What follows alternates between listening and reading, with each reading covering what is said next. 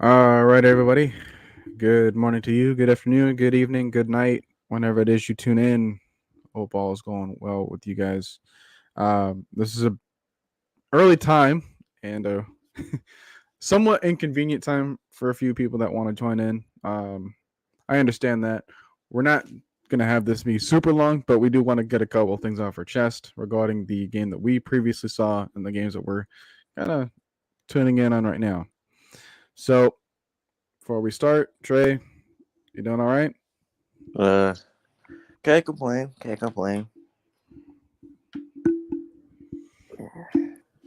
Tired. Very tired. Yeah.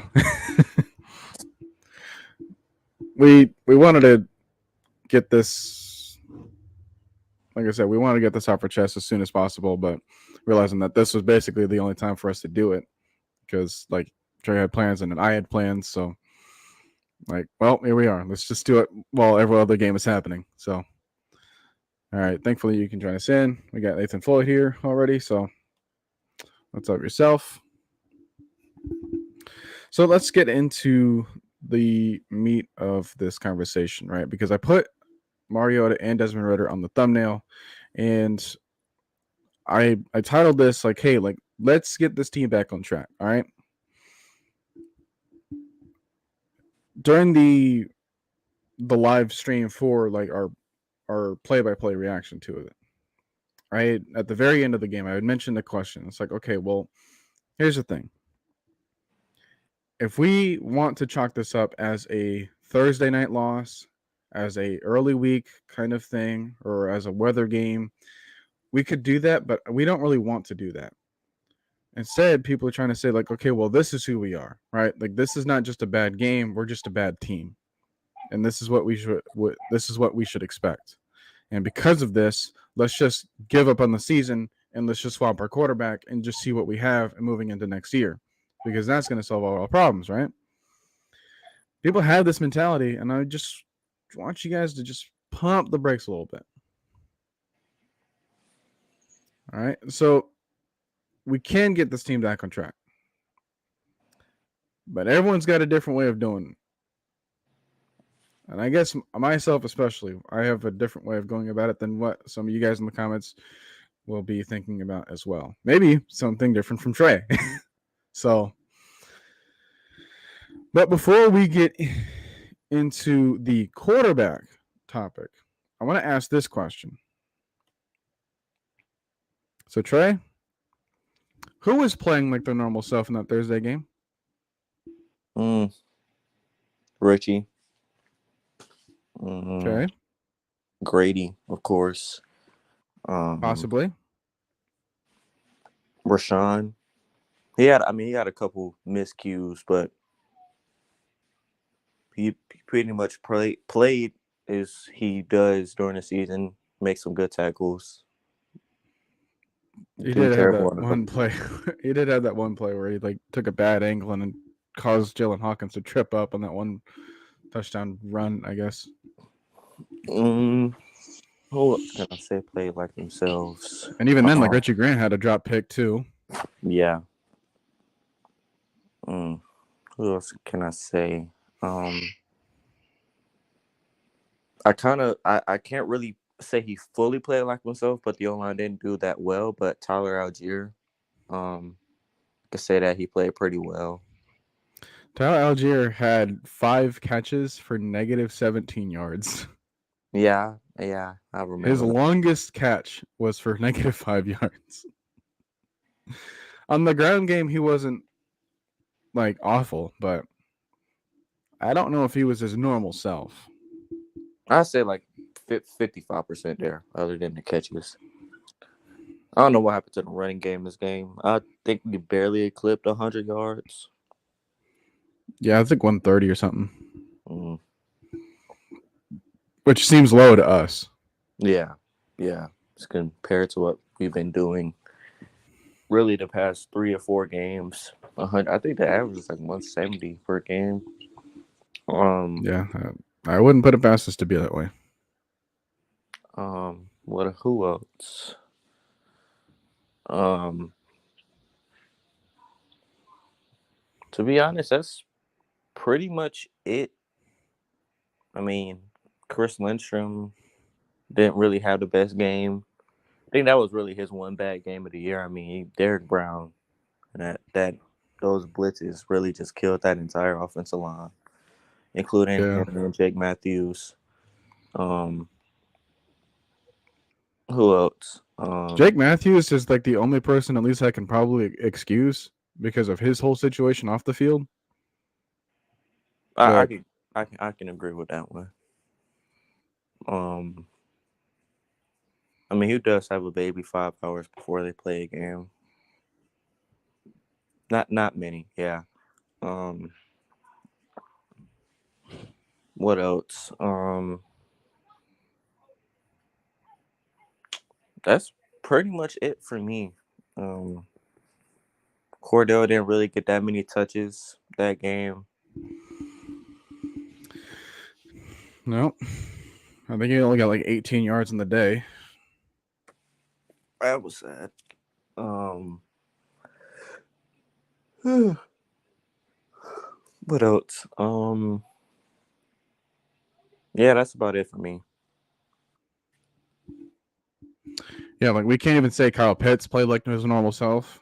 We couldn't say that Drake London played his normal self. We maybe could, right? Because he was one of the ones that got us a touchdown. We couldn't even say Koo was playing like his normal self because he was missing extra points. That like never happens to him. Yeah, he was on a streak of 71 plus. Yeah, like Bradley Pinion, like people were saying that he had some terrible punts. All right, like we already talked about Chris Lindstrom. Caleb McGarry is another one that just had like off technique, was like dang near the whole entire game. Drew Dahlman kept having low snaps that kept messing up with Marcus Mariota's timing. Like Avery Williams is like he was just in the game at like wrong situations where it's like, yeah, it's not his fault that he's in there for that reason, but at least try.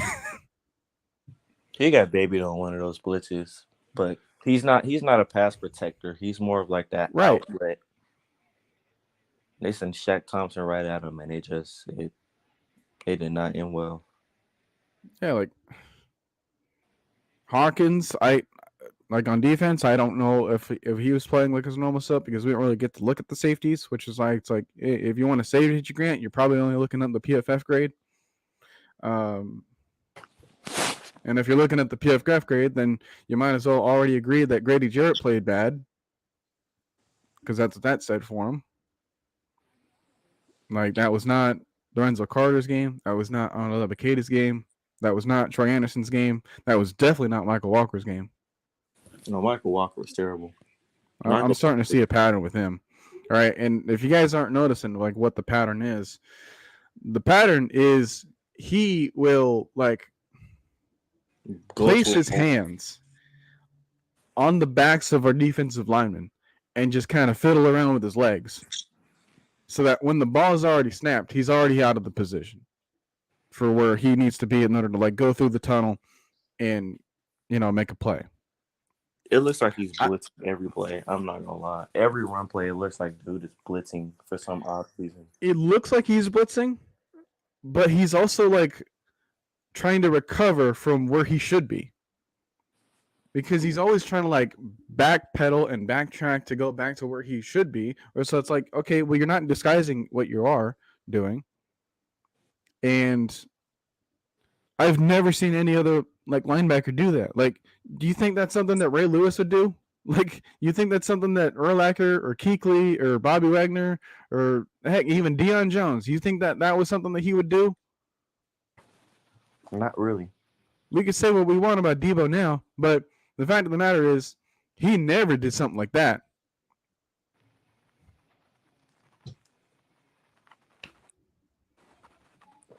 Like, at least they were in position. Like, Michael Walker can't even do that much.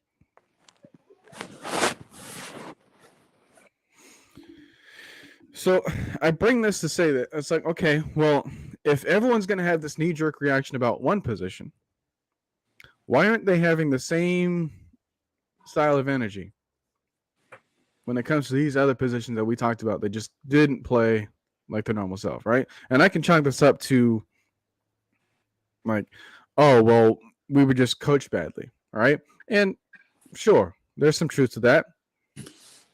I don't know how we can be coached badly when like we have people that are good play callers on the offensive side, we have good player callers on the defensive side, and yet we just could not execute. All right, and when we couldn't execute on a consistent basis, that's when I just chalked the whole thing out to big coaches. What the heck? Like we barely named 5 players that looked like they were at their normal self. And that's bad. Out of what is it, 46 people now? 48. 48.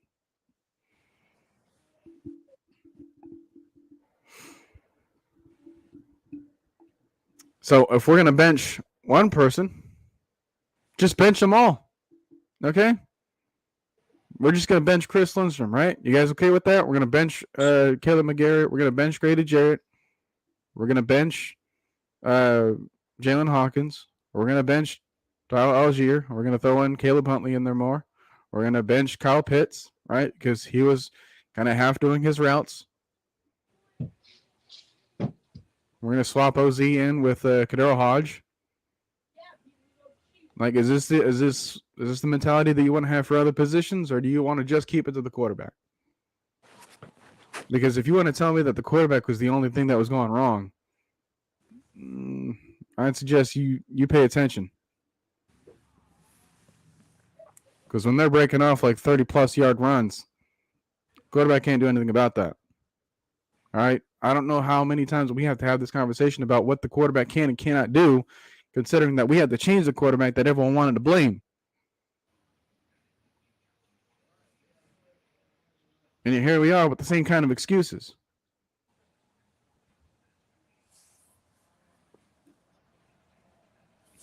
And this is against a team that, mind you, the previous week before they faced us, their quarterback posted a 0.0 quarterback rating. Let me put this into perspective. If you take the snap and just drop the ball on the ground every single time that you touched it, your quarterback rating would be 36. Which means you actively have to try to get a 0. PJ Walker did that. But what happened? On a short week against us at home in the rain, they still trusted him to win because they said, like, hey, he still gives us the best chance to win. Even though Baker Mayfield came into that game later on and scored a couple touchdowns. They still trusted PJ.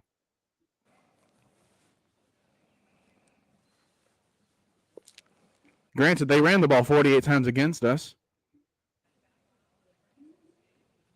Almost broke a record from Thursday night games or whatever.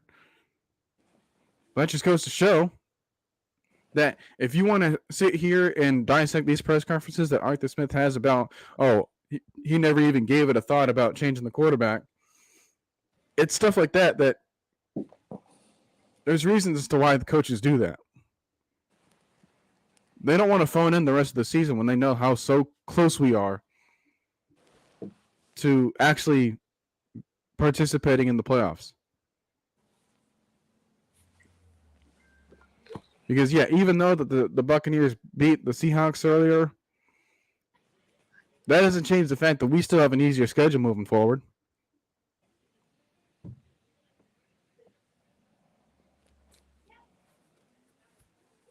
So, just like what Yusuke Nat's saying here, all right? People need to watch how the season progresses. There's going to be ebbs and flows of every single one, all right? We gave up 25 points against the team last year on a Thursday night game.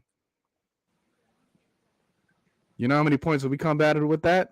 0. All right? I'm just trying to say that this wasn't a game where it's like, oh, well, if we just like have this person back, then we'll be good. This was a thorough beating on all facets of the game. It was bad when Andy Pinheiro made more extra points than Younghoe Koo.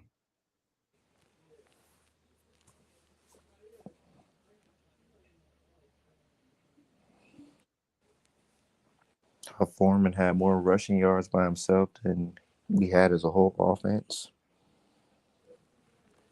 Foreman probably has more rushing yards against us than McCaffrey had this entire season.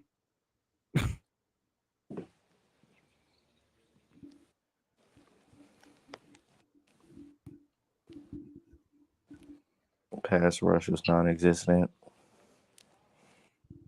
And again, When we that's had not normal.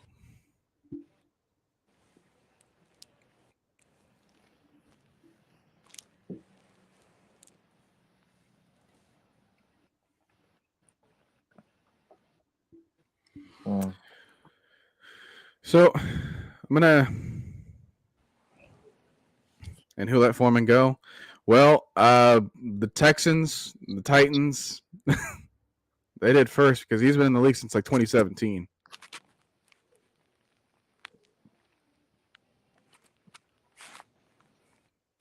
And then it was us last practice squad. But the if we're reason gonna they be sitting here lamenting every single player that we let go of, then we have a long history to go through. I mean, What were you saying?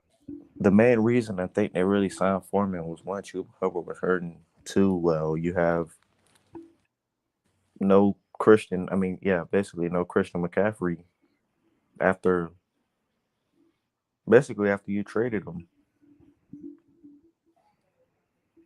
So I mean, who's really there? And Chuba Hubbard really only got like 4 carries Thursday. He's either 4 or 5, and he only had like 19 It yards. was him, and it was was his name like Blackshear or something? Yeah, him, Blackshear, and Foreman. Foreman got like 90% of the carries. So, But if you go back to the first game where they traded him, right, against Tampa, Chuba was the one I want to say that got most of the carries in. yeah.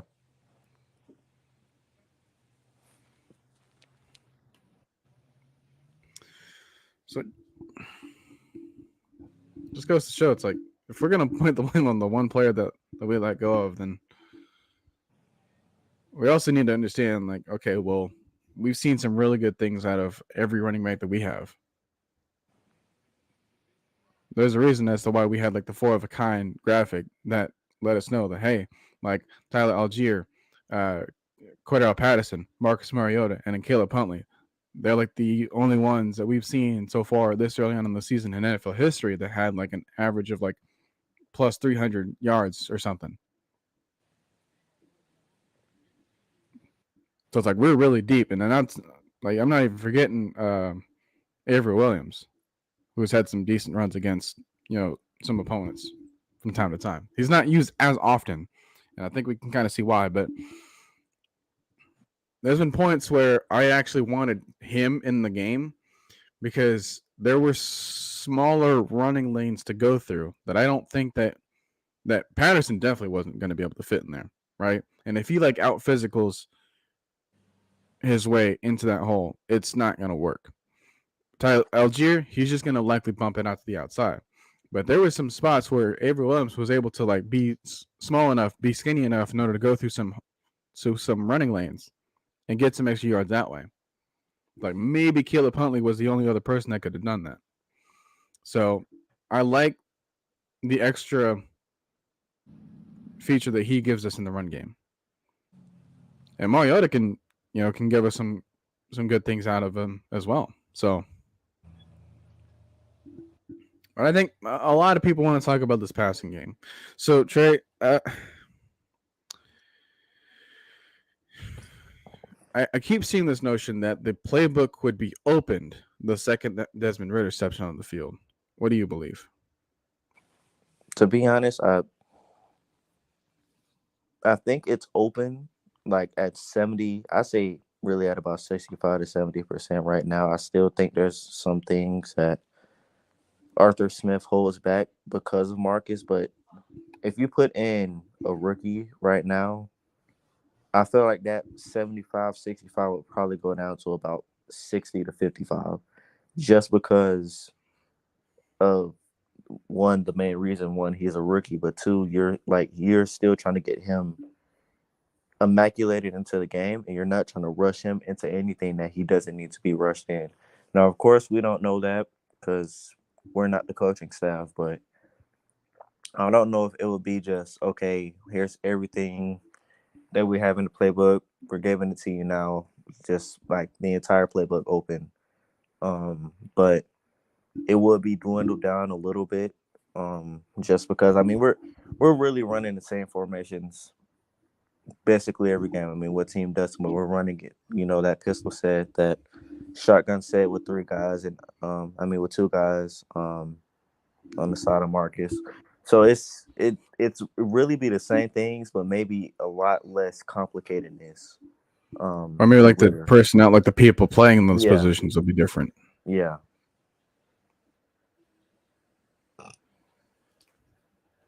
As far as the passing game, though, that that I don't know. I think the passing game with me is now Marcus. Did he have some terrible throws yesterday? I mean, not yesterday, but Thursday. Of course. I mean, those that Kyle Pitts throw was just it blasted me. The what was that? The Patrick Mahomes type throw that he literally threw off his back. That was terrible. I don't know. I don't know what he Well, I mean, was. it technically didn't count as a throw, thank Yeah, goodness. but I don't know what he was trying to do right there. Him literally stepping out of bounds without trying to throw it away. That like it, like the thing is, it's the boneheaded things that I know he knows better that he still does, and it gets a little annoying because he does this consistently sometimes throughout games or throughout the season. But there's also times like that Cordero Haas touchdown where he leads the safety off of him, puts it on Cordero right on the spot. That Drake London throw was pretty nice. um, right over a linebacker, right on your guy, making sure he doesn't take too much of a big hit by the safety. Um, I mean, he's had the running to the left and then throwing it all the way across the middle of the field to the mirror bird. That was a beautiful throw. Um, so he has had moments and throughout the season where he just has those "what are you doing" type moments, but he also has okay, that was a pretty nice throw with a pretty nice drive and him making plays throughout. I think he just has to get more consistent with these over the middle type throws, and especially the Kyle Pitts. I don't know how he is more accurate to a 5'9" Olamide Zaccheaus and a 5'8" Demir Bird, other than to a 6'6" Kyle Pitts. But he has to get more accumulated with Drake and KP. Um, just cause I mean it's just I don't know how you miss a lot of these throws that he's missed this season, but he's also, like I say, he's also had a lot of good ones so far. But the inconsistencies is what been killing the passing game a lot this season. I noticed in the game that when the play was broken, Mariota was trying his absolute best to stay up in the pocket, and then he would abandon the pocket because there was no pocket left to be had, and so he would scramble out to either the left sideline or the right sideline, and then just try to make a play. But then whenever he was making a play, like whenever he was throwing that ball out there,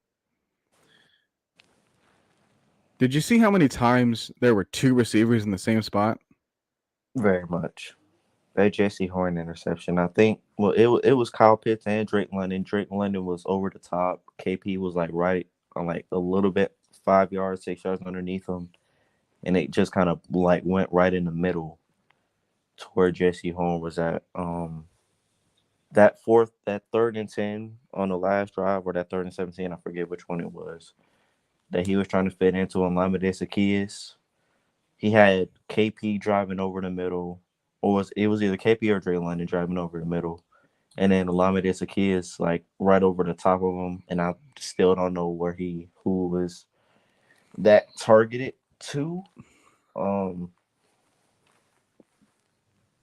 it's just There It was the other one where like Mariota was rolling out to his right, and then I thought he like overthrew Pitts, but then it looked like he underthrew OZ.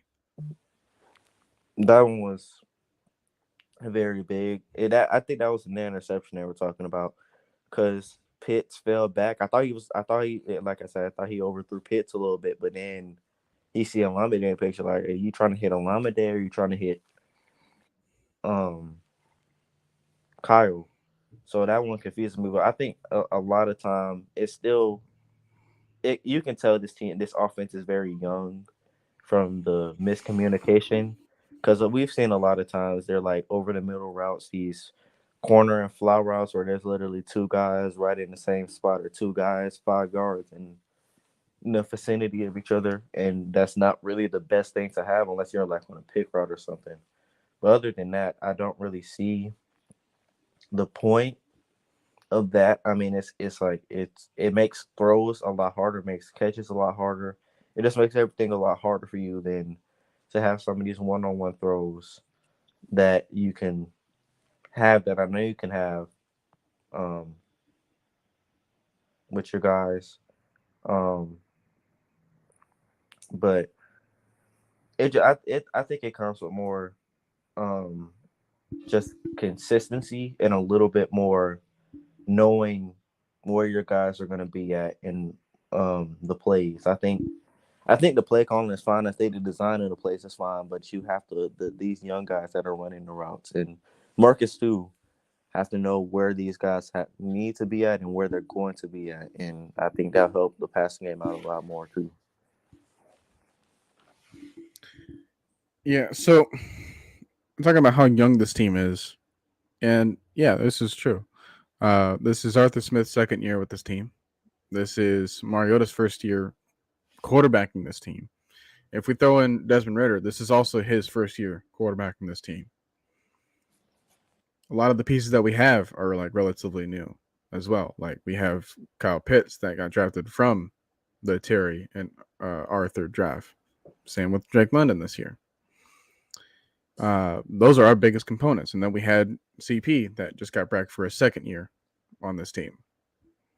So it's like, as much as we want to go around and be like, okay, well, how come this quarterback is doing this one? Like, how come, like, maybe not Geno Smith today, but how come Geno Smith has been, like, looking unbelievably good all of a sudden?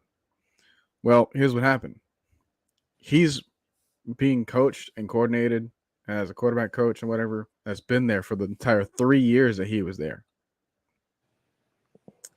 He's been playing with Tyler Lockett and DK Metcalf, people that have been there for 3 years.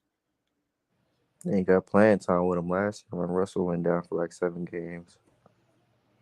Like, he's gotten the ability to understand the offense. He's gotten the ability to work his craft behind the curtain so that when it was time for him, he was ready more than anyone else was expecting. If you want to try to microwave that process, you're just not going to be able to do it, especially not with a rookie. All right? Geno Smith is in his 30s. He's been in the league for a while. Like, he was drafted second round in like the 2013 draft. Okay, this guy is not a new quarterback.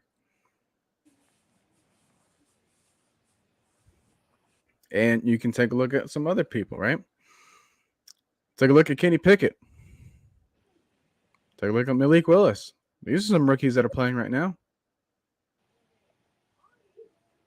What's the offense been like for them?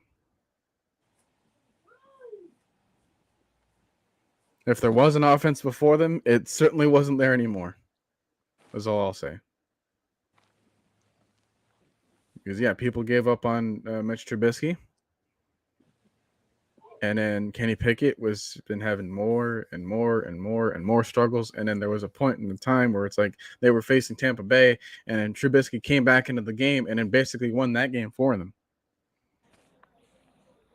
But then they had to go back to Pickett because it's like, okay, well, we kind of backed ourselves into a corner here, so this is who we are now. We're the experimental team, right? And then we traded away Chase Claypool because of reasons. They just needed some offer.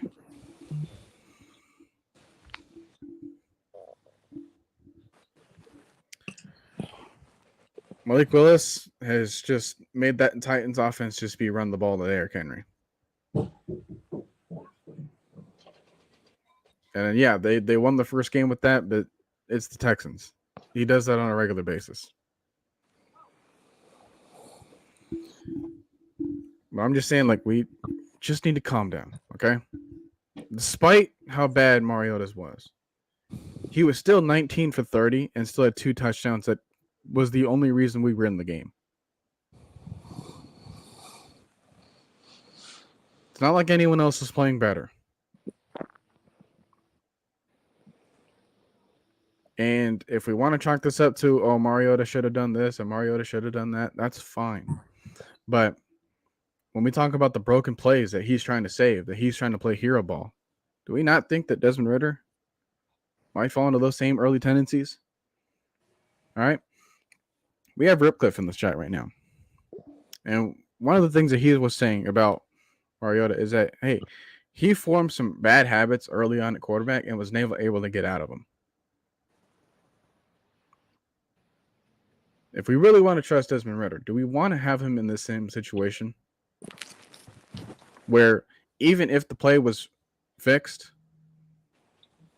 he still might have some inaccuracy issues because that's what he was known for. All right. People forget that his player comparison was Marcus Mariota coming out of the draft.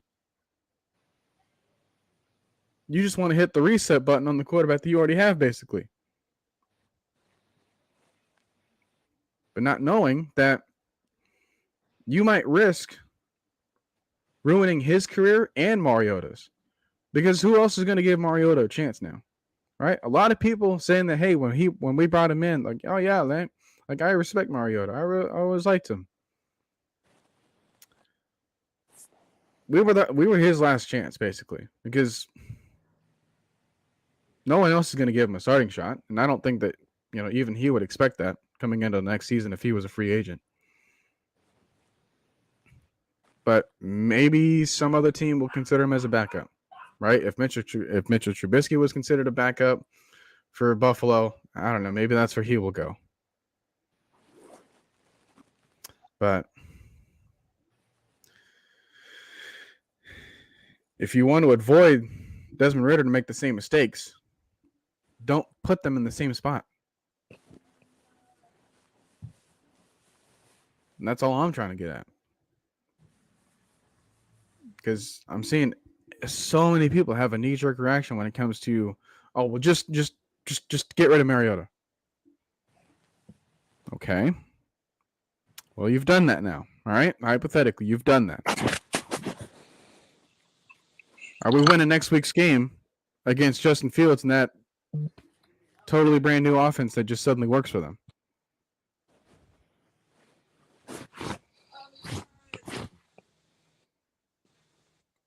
What's your guess, Trey? I think I mean the question for me is who's going to be the starter at quarterback? That's my question, because there is no doubt Arthur Smith is thinking about Ridder right now, and if it is a case, if they want to put him in and see what he has. But there's also the thing is, like you said, you cannot. That would be. I'm not. Now we all know, as a team, you care about your players' careers, but you can't put your a player's career over your team's future. But that right there would be just like, that would really seal Mariota's career right there. Unless you keep him next year, because we still have him next year. He's still a cheap quarterback too. Yeah, he's still a cheap quarterback too. So maybe, keep him as a backup and that's a big if you start Ridder this year. Now, like I said, I thought the plan was when you brought in Mariota and when you drafted Ridder, was that no matter what happens, you let Mariota just beef out this entire season. Just let him go through his ups and downs, let the team go through the ups and downs, and give Ridder the keys next year. I think we all pretty much agreed on that. um uh for Ritter for Desmond. And Right. if that was the case, if we were gonna say, okay, if he has these bad games, but he's also having good games, but it's still bad games, then just take him out. Then what? Like you said, what are you doing to Ritter? Because Desmond is pretty much, if you put Desmond in this spot right now with only a run game, the offensive line has been, other than the run blocking, the pass protection has been inconsistent. One game they'll give up no sacks, the next game they'll give up six. Yeah. Like one game we look perfect for whatever reason. Then the next game, oh my god, are we playing? Is that the Colts offensive line? I mean, like, pretty much. And is that really what you want to put Ritter through right now? Like I said, you have $73 million next year. You have seven draft picks, and well, not seven. I think it's eight now. You have eight draft picks next year. You have all of this money, all of this draft capital. You have talent on the roster right now. It's not like you're just the Texans last year and you need everything. Like, every draft site you go to is literally everything. You don't need everything. You got your staple at D line. I mean, you need to add some pieces around, but you have some young staples at D line and Ebiketie and Grady Jarrett. And Lorenzo Carter, I think, has been a pretty solid guy as far as run protection. I mean, not run protection, but run defending. Pass rushing has been a little iffy, but run defending, he's been pretty good on the edge. Linebacker. Rashawn Evans, I think, deserves a new contract. He's been going off this year. He leads the team in tackles. He's fifth in the league in tackles, fifth or fourth in the league in tackles. Um, I mean, he's just been performing out of this world so far this year, other than a couple missed tackles here and there. Your safeties, I think you pretty much have your safeties for the future. Jalen hasn't really allowed anything deep other than that Bengals game, but then he got hurt midway through it, so I can't really say that full game was on him. And he was dealing with practice squad corners. But you found your two safeties. You found your star corner, AJ. You found your running back duo in Caleb Huntley and Tyler Algier, and you still got Cordell for next year. You found your your left tackle and right guard. Caleb McGarry, if you can get him a little bit better in pass protection, you found your right tackle, and really add one more receiver or add a decent number two receiver, and that offense is pretty much where you thought it needed to be by year three. If you're Terry Fontenot or Arthur Smith, if you're going to do that, if you have that right now, and you say, okay, we add a couple more pieces next year with all that money we have, add a couple more pieces in the draft, and give Ritter the keys and say, hey, there you go. And wouldn't that be better instead of saying, hey, our offensive line's inconsistent, our defense is hurt right now, our offense is kind of in a dry spell. We need you to pick it up and get us to the playoffs and keep us in playoff contention. Hey, and if you can beat Tom Brady for the division, we need you to do that too. Would that be better right now, or would that say, hey, just we'll get you everything you need next year. We'll give you some more weapons. We'll give you some more pieces on offense and defense, and then we'll give you the keys next year. To me, that sounds a lot better. Yeah, people now they look at that amount of money for next year's salary cap, and they look at the quarterback position, and I don't think that people are using Desmond Ritter anymore as an answer. If you notice that there were some people that were clamoring for another free agent quarterback to come in and be the savior, Who was that? like a Lamar Jackson. Oh yeah, never mind. I forgot about him. Actually, sorry to interrupt. Let me say something about that. So, Okay. for everyone that has been clamoring about, well, the Ravens can only franchise tag him. The Ravens, we can sign Lamar Jackson. Dude, we're not getting Lamar Jackson. I'm gonna tell you this right now. There is a 1% chance that we get Lamar Jackson. It's not gonna happen. You're either gonna basically send your next two or three first round, second round picks for next year to the Ravens for Lamar, or or you. I mean, of course, he's gonna ask for a new contract too. So there goes half of the salary cap right there. I mean, you're basically going from what 70 to 30, 25 off of that just right there. Three, who? Because I know this isn't just going to be okay. Send us some picks. Who are the Ravens going to ask for in return? Because I know Kyle Pitts or Drake London is going to be in one of those deals.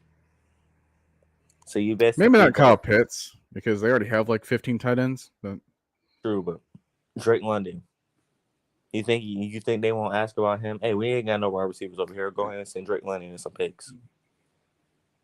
yeah, because they're certainly not going to ask for OZ. The Mayor Bird. I mean, it's like I said. The chance of that happening is like 0 to one. Like it's just not gonna happen. If it happens, it I've just seen happens. I've seen more germs survive hand sanitizer. Let's just say that. Yeah, I mean, it's.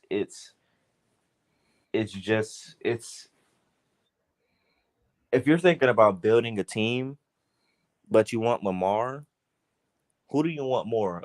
A Super Bowl winning team or just an MVP QB? Because we've had that. And we didn't win a If you Super haven't Bowl with noticed it. that in history, like the people with the MVP at quarterback, they didn't really win the Super Bowl. I don't even care if the MVP that year was Tom Brady. They didn't win the Super Bowl.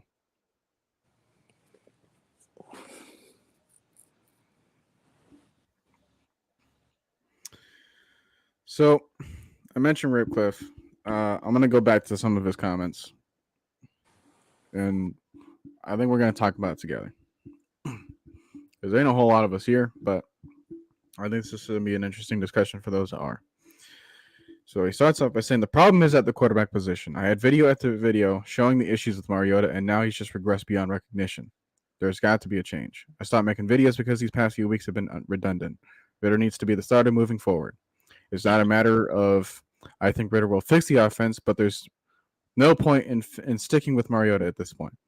We need to evaluate Ritter and get him game reps. He might, but at this point we have to evaluate Ritter. It's been most of the year at this point. It's time to give him game reps. I don't think at this point you stunt Ritter's growth if you get him ready during the week with the starters. We have a decent team and not a whole lot of pressure on him. The issue with the run game is there isn't a respect for the pass and teams are selling out. That stifles most run games. You can't keep sending Mariota out there when the team doesn't trust him. Arthur Smith no longer trusts Mariota. You'll lose the locker room if you continue. The 3rd and 4 rub said everything you needed to know about Arthur Smith's trust with Mariota.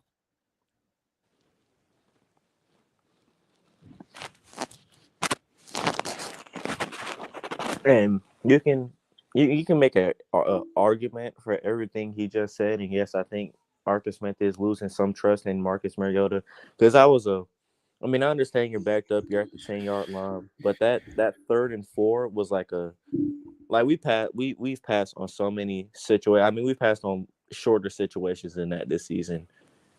Farther down the line. I understand you're inside the 10, 15-yard line, but 3rd and 4, and you attempt to run with Tyler Algier, which you nearly got it. I mean, it's not like they were expecting you. I mean, it's you're spread out. You know, that's a decent But play if we're call. gonna call about play calling decisions, like we punted on a 4th and inches. Like, who do you blame for that? Because that's a running situation, but yet Arthur Smith didn't want to call that. You can just sneak it in, right? Like PJ Walker did that. They did that on like a third and 1 or whatever. That was a There might long have been a 4th and 1, but then they got like 3 yards out of it.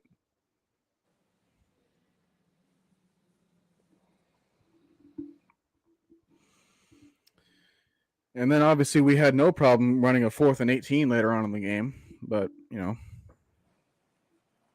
that's just what the situation called for, I guess. I just think that if we're seeing signs about Arthur Smith not trusting Mariota, what does that say about what his statement is? Like apparently not even giving Desmond Ritter a thought, knowing that we have to fix the rest of the team in order to help him out. So does that say that he trusts Desmond Ritter even less right now, or does he just not want to put him in that situation out of his own safety? I think it's to be honest, I think it's a mix of both. And I'll explain the first one. I think the reason you said that is one, you don't want to just come on there and say, yeah, we were thinking about putting Ritter in. We were probably going to bench Mariota, if nothing happened through the rest of that game. But I think the second thing is when you think about his safety like that, the O line, you could tell the O line's been poor this entire game. Um, Two, you're only down at that point when you're down 7-22. There's still but 5 minutes left in the game. There's still 5 minutes left in the We're like game. 9-22. Yeah, 9-22. Um, I mean, do you really give up with 13 points? It's just a 13-point deficit. I mean, at that point, you're telling the team we're giving up down 13. Not really the best look as far as coaching wise, but when you're looking at Desmond, you're saying, okay, rating conditions. Offense has been sputtering. The defense has been basically clobbering my offense so far. And, well, it's 5 minutes left in the game. That's not really going to do anything. I'd rather, either save them for next week or save them, like I said, for next year unless something ultimately happens to Mariota, which God forbid. But, I think it's a mix of, you don't want to put Ritter in with 5 minutes left and you're only down 2 scores.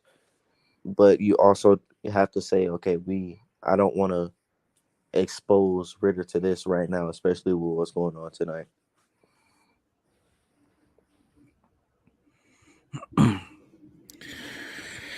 And so the question about where on the field were we at in 4th and inches, we were still at a favorable spot in the field. Or it's like, yeah, if we don't get it, then yeah, that's a problem. But here's the thing: if we don't even try to go for it, that's another problem.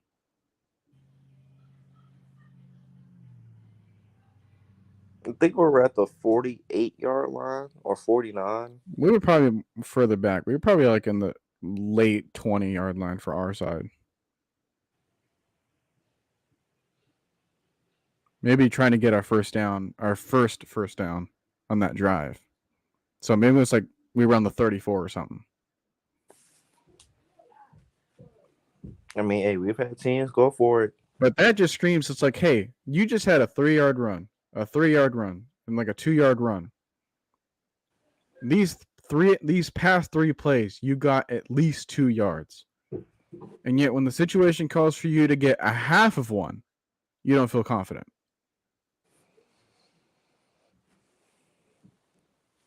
At that point, I don't care where you're at in the field. You just shown your offense. You just shown the opponent that, hey, I'm going to run the ball here. Everyone in their left mother knows that we're going to run the ball here. All right? We've been saying that for weeks. All right? This was not a new concept for us. We've been seeing this back in like Cleveland, like in week 4. Like, okay, like, yeah, this is who we are. We run the ball a lot. But at the time, it got really successful. And at that time, it didn't even matter who our running back was.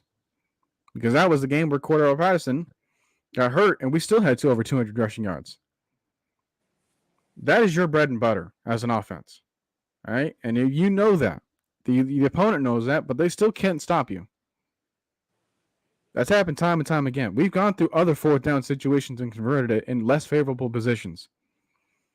Here we are, the division on the line once again, on an early primetime slate. The weather did not call for a passing play. The situation may not have necessarily called for a passing play, but you can, kind of say this and that. Jesus. That was a nice throw. But when it comes down to who do you put your faith in, you put your faith in the thing that works the most. What's worked the most was your run game, of course. And if you didn't want to trust your run game and like the easiest spot to get a first down on a 4th down situation, then that's not like, oh, Arthur Smith doesn't trust them. It's like Arthur Smith doesn't trust himself.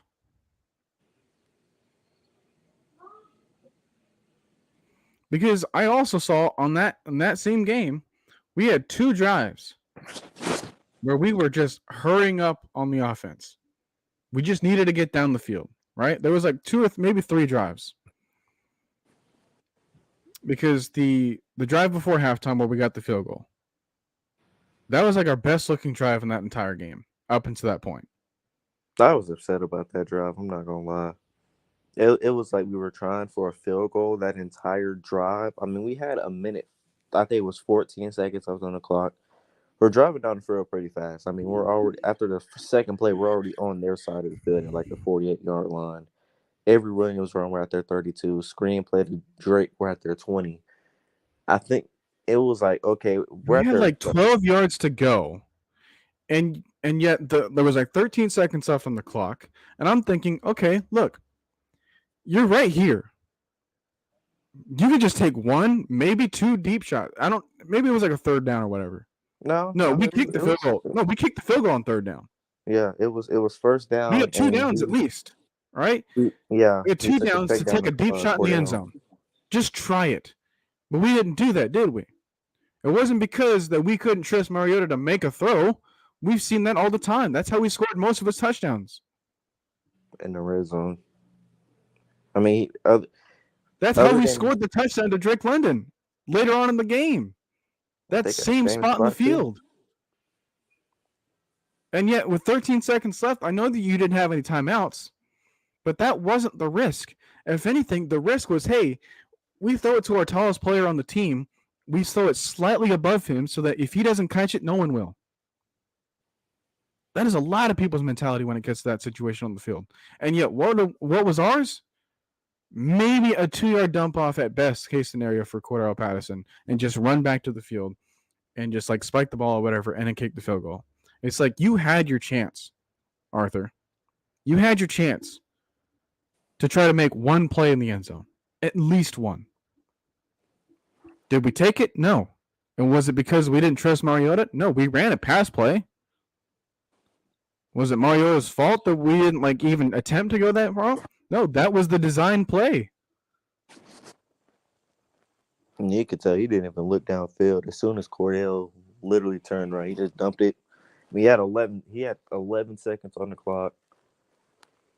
You drafted Drake London and Kyle Pitts to actually be better in the red zone than you were last year or the last 2 years, because we've been terrible in the red zone the last 2 years before this year. I think we're like 4th in the league in red zone percentage at 68. If you have, and to be honest, Olamide Zaccheaus is a red zone target too because of his quickness. I mean, he's most of his touchdowns in his career is red zone touchdowns, or deep down the field. If you have that, you have to kind of take that. You have to take that shot. I mean, Kyle Pitts is a contested catch machine. Drake London, I mean, you've seen it later in the game, contested catch machine. Olamide, he's growing that toughness to be a contested catch machine. Even though he's not the biggest guy, he can still come down with the ball. I don't understand why with 13 seconds, and even Cordell Patterson, I mean, you've seen it. You literally seen it all last year. He makes those type of catches in the end zone for a reason.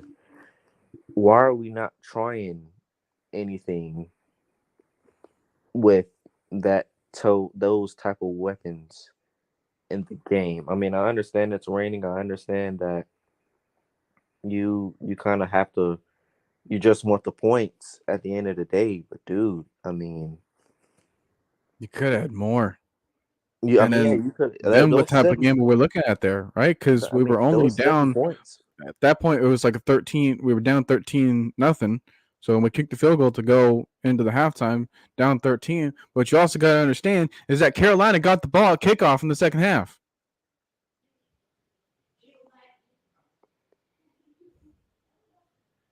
I mean, let's say you do get those touchdowns, 7-13 and a Like, half. what does that field goal mean when you're just going to give it ball when you're going to give the ball back to them? I mean, if it gets intercepted, then of course we're having a different conversation. But like, Which it you can obviously try. could have, right? We had 3 different chances to do that in the I mean, game. you can try at least to try to push the ball down into the end zone. Um, it's just it. The thing that comes with it is you have to have that confidence, not just in your players, but in yourself. And I think sometimes, I mean, we've seen it with Arthur. Sometimes he gets overconfident. Sometimes he's just at that right spot of confidence and is calling a heck of a game. And we've seen that all year. I mean, I don't think there's been one game where you could say that was just terrible play calling the entire game.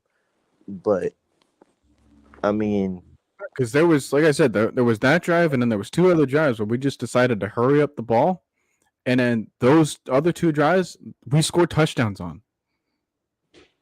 And I'm like, why aren't we doing this the rest of the game? Where is that mentality for the rest of the other portion of the game? Because when we were playing like with a no huddle offense, we saw the throws that Mariota was making then. Like our offense seemed ready for that situation, and it happened twice. And then there was some other little miscues.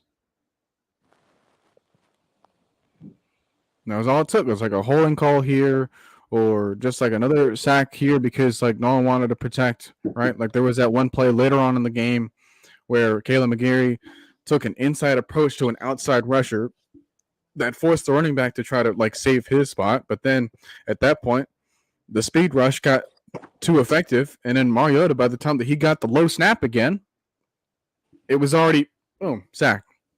Nothing you could do. All right, it's one of those situations where you can just go around the league, right? What were people saying about Matt Ryan on the Colts? Oh, just bench him. Just get rid of him. Just throw him in with the rookie, right? Same scenario that we're in, by the way. Now what's wrong with Sam Ehlinger? he's in garbage. He's been garbage, but so is the rest of the team. They had blocked punts. They couldn't stop anything on defense. They obviously can't pass protect, but even Jonathan Taylor has been looking like a flop. That wasn't just the quarterback.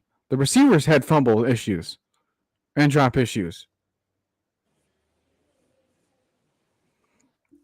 I'm saying like there's a lot of components that go into a play working well, and what Arthur Smith keeps trying to remind people is that it only takes one person every now and then to fail, and that entire play goes wrong.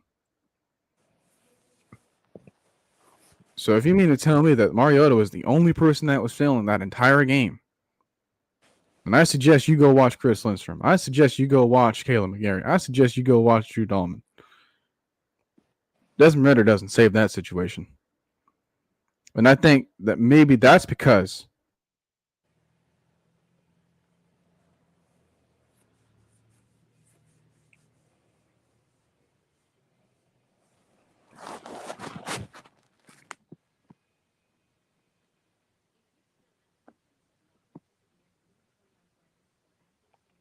Did you just freeze, Noah?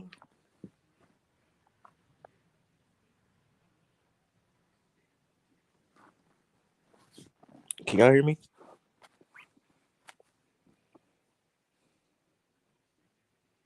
Really clip.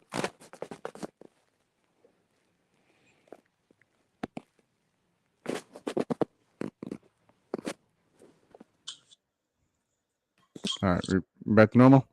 Yeah. Okay. Maybe it was because of that as to why Arthur Smith didn't trust a deep pass because he didn't want Mariota to get instantly sacked. It wasn't because Mariota couldn't hear the throw.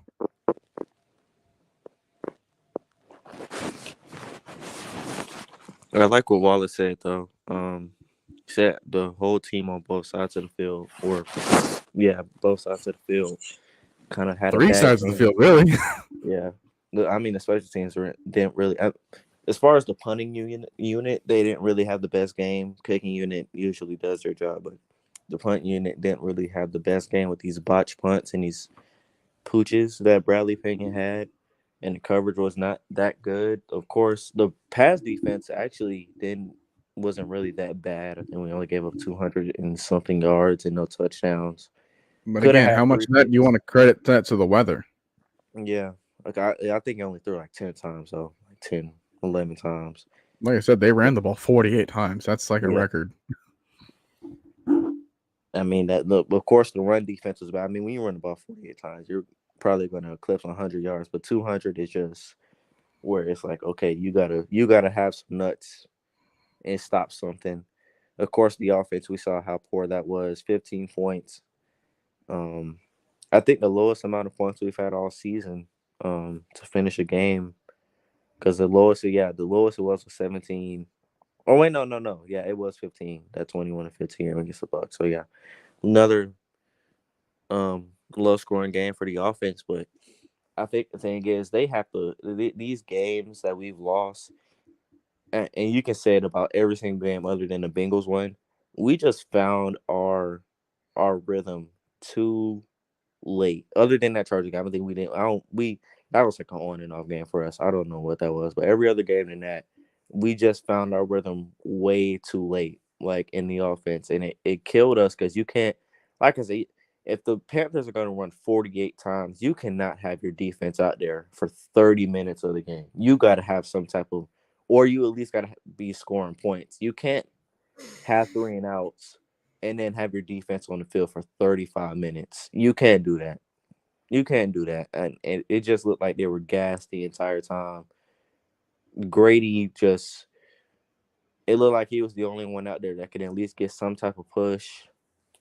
And I mean, like I said, like they looked like they didn't have any gas in the tank really by the third quarter. Forget the fourth. I mean, that the beginning of that third quarter was just pitiful. Um, and that's the problem that I think it is on all three sides. Well, other than this, I think that was the first bad special teams game that I've seen. And Dalvin Cook is gone. That was quick. But I had a feeling that the Vikings was going to do surprisingly better against the Bills. just scored is 27-16. But yeah, I think that's the problem. Before we shut it down, but yeah, man, that was it. I think the thing is, if we're gonna win some more games to get to the playoffs, if we're gonna have this foundation that we do not give up on the season or in the game or give up at all at any time, this is the time right now. This has got to be the time. It starts with the Bears. It should have started last week with the Chargers, but this is the time right now to say what are we? What are we? Because everyone said we were going to suck. Everyone said we were gonna have a top 5 pick. Everyone said that we weren't going to be good. What are Yeah. we? And then And we what are we going to said prove that, to hey, people? I see potential for this team to be a playoff team. Yeah, and the But then team we're has like, at that point against the Chargers, we were smack dab in the middle. yeah. No, we were leading the division. We We were were, leading but we the were division. 4-4. Yeah, that's like you have to have that. You have to have that combo with the team. Like this is the time right now. You got 7 games left. 7 games.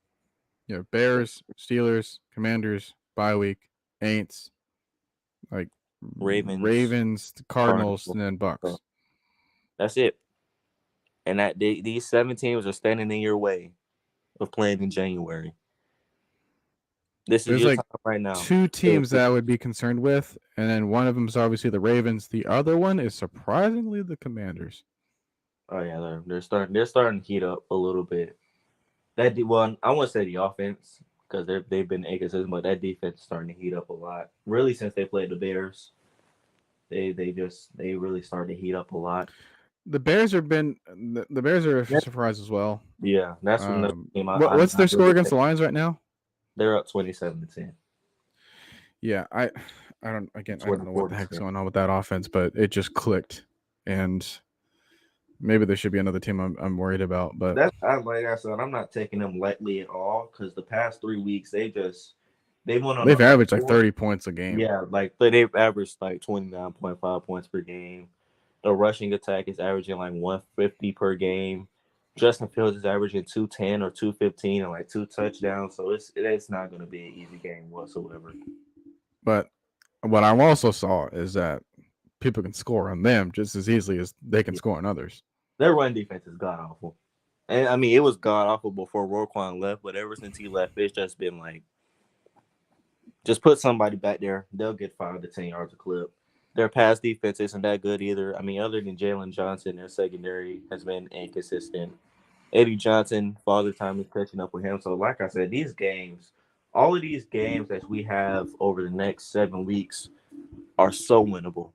They're so winnable. Like all you have to do is limit the mistakes, and I know this team can because I've seen them do it in 7 games.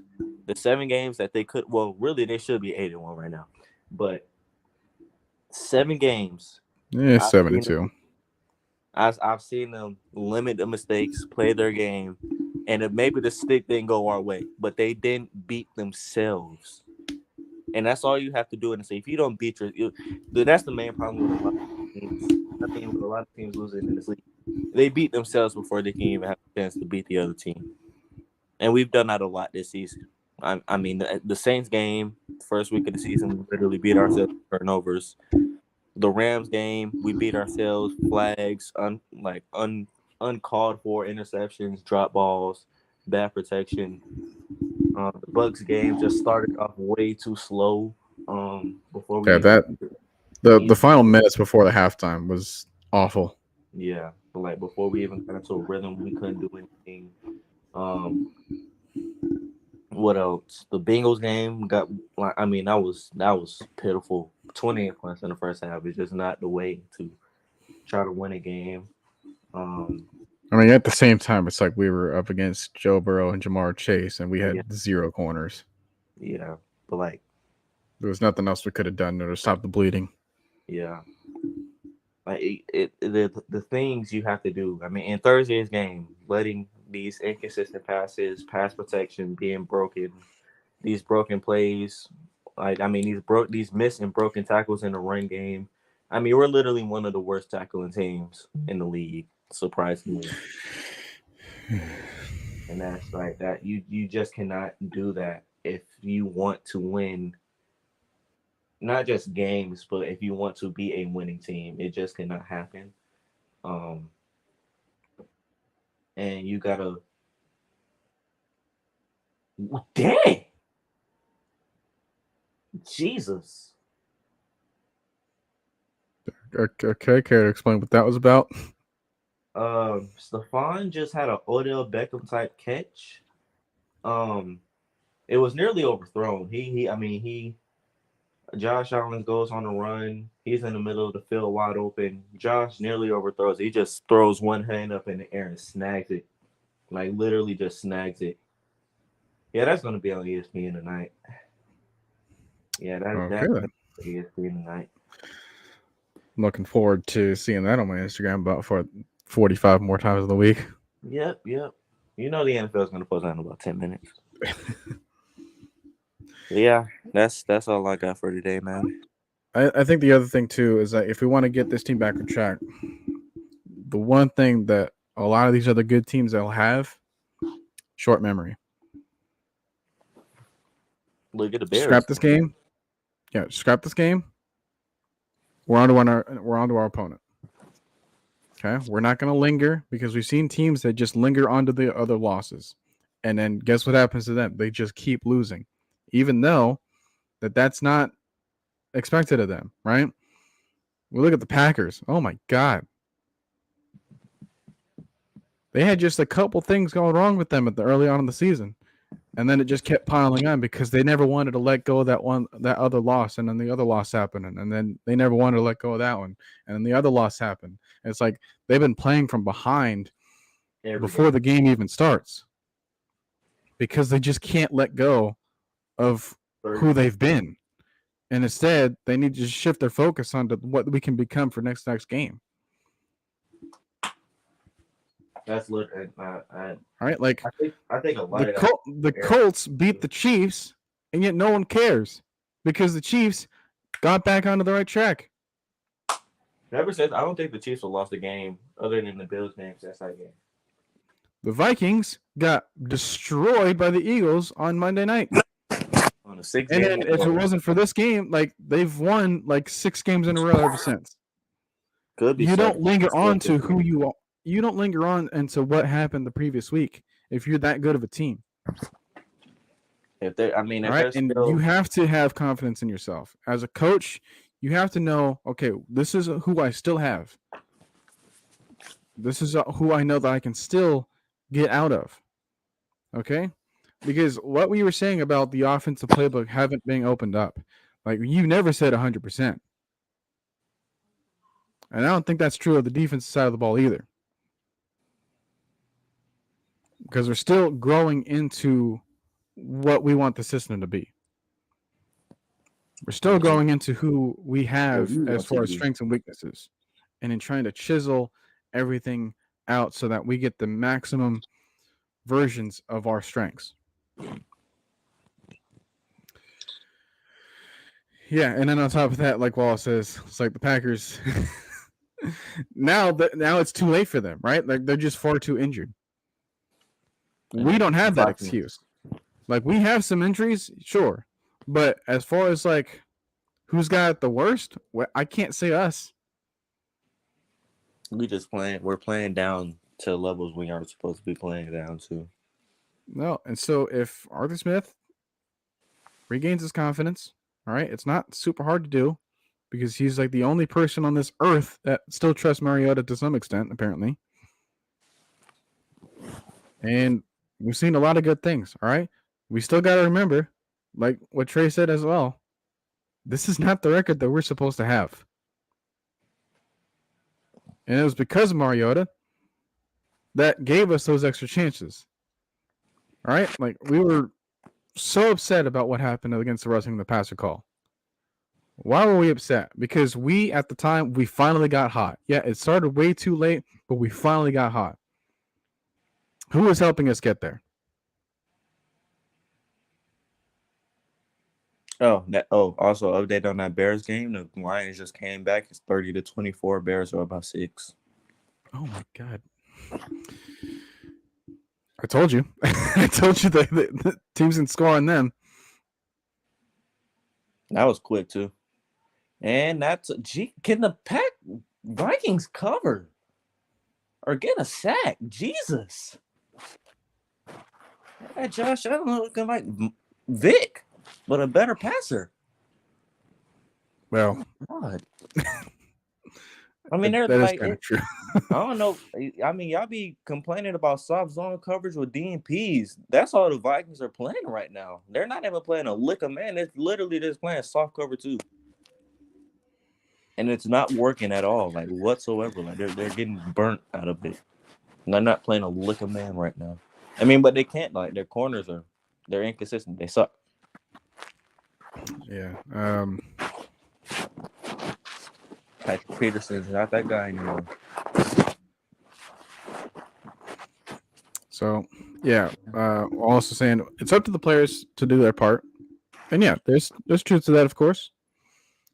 Not saying that it's always on the coaches, but we were talking about certain scenarios that happened in that game that it doesn't matter what the players do if the play call that comes from the coach is just wrong.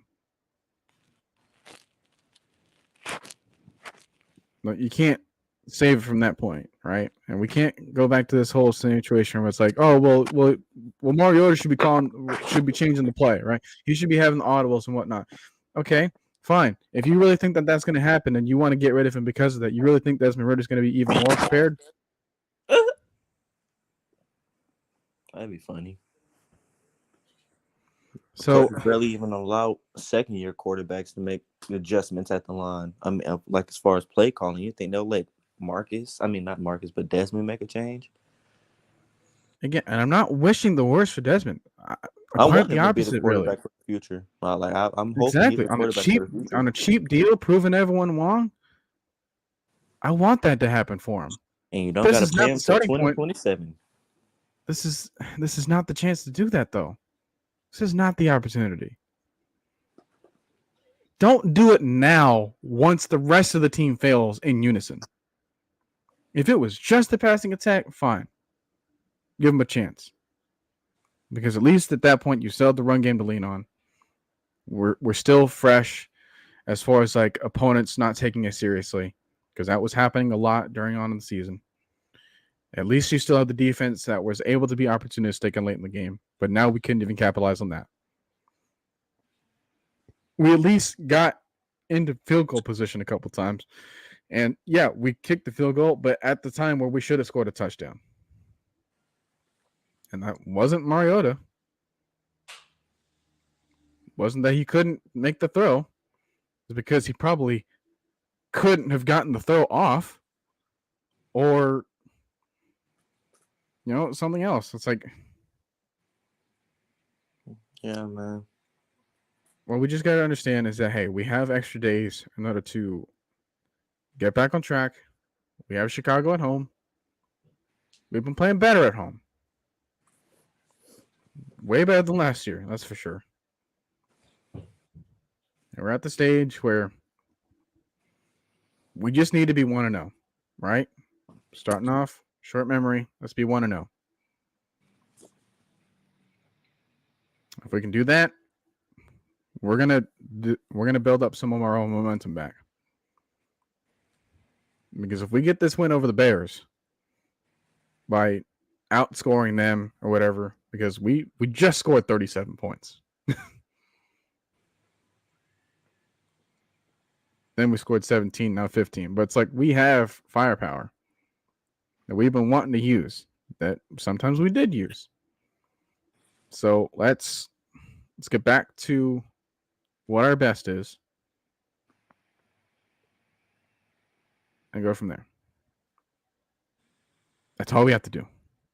We don't have to do anything drastic because we don't have the ability to overcome the potential risks. We have a lot going ahead of us for the future. Let's keep it that way. Don't sacrifice a bunch of stuff because you're impatient. So that's all we got today. We're going to focus on the rest of these games. And, well, if you have any final thoughts you want to get off your chest, I'm going to say, well, see you guys later. Catch you guys next week. Yeah, hopefully. All right, guys. Take care. Enjoy your Sunday. Please, Steelers, I need you to finish this game.